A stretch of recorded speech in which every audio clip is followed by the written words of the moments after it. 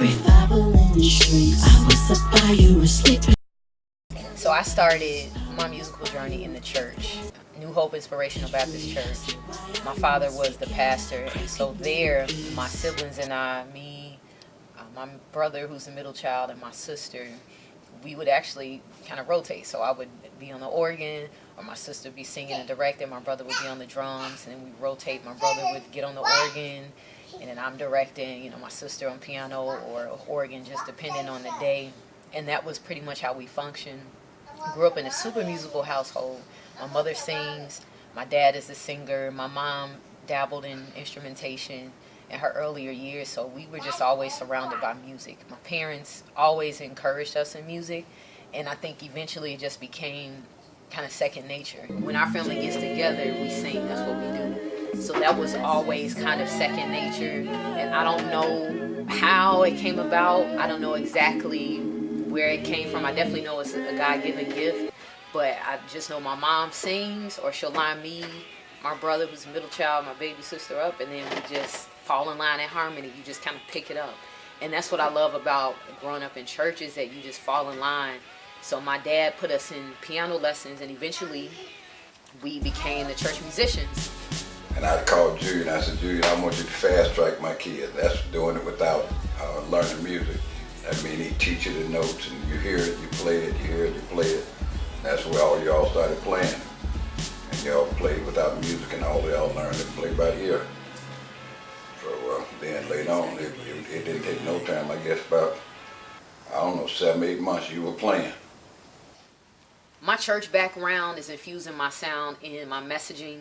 My song, While You Were Sleeping, really hits on the topic of what it looks like to grow up in a church that's in the hood. So you have Christianity, you have the religious church experience, but you also have that juxtaposed with living in the hood and seeing the drug dealers and knowing about the gang and the gun violence that's happening. You hear the gunshots, you hear those things. But for me, I always had the church as my refuge and my getaway, my escape. I would frequently be at the church with my friends, composing music, original songs that I would pen and write.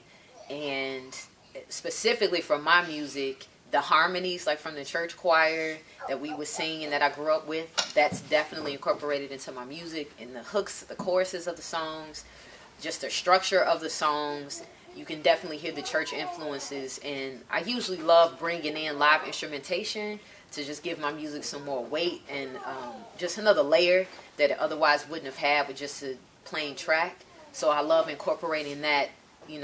Live music is very much a huge part of the black church experience, especially the church I grew up in, the little storefront Baptist church. The music was such a vital part of the service. So for me, when I'm able to bring in a live band into my music, it just really makes a huge difference in how the music sounds.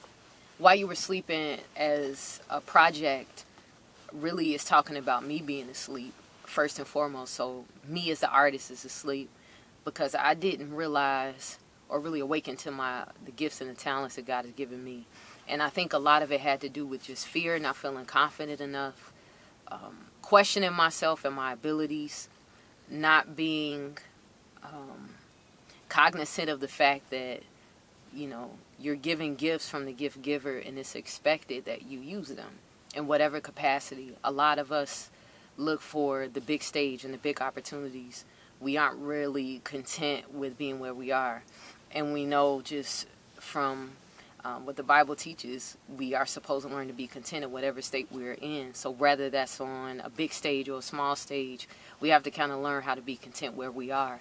So for me, I had to learn to use my talent in ways that were realistic, meaning if I was, called upon to perform at a church, whether that's a small storefront church or for an outdoor venue of maybe only like 20 people, I needed to be faithful with that gift. And I was definitely asleep to that realization. This project was for myself to wake up to say, hey, you have all these notebooks full of songs and lyrics and music that are just sitting here. And the worst thing for me would be to not utilize my gift and my talent and just have my gift just lying dormant. Just full of lust with the image of a just and a pure God with a huge rod, punishing iniquity and wicked feet, swift to shed blood and the way of peace.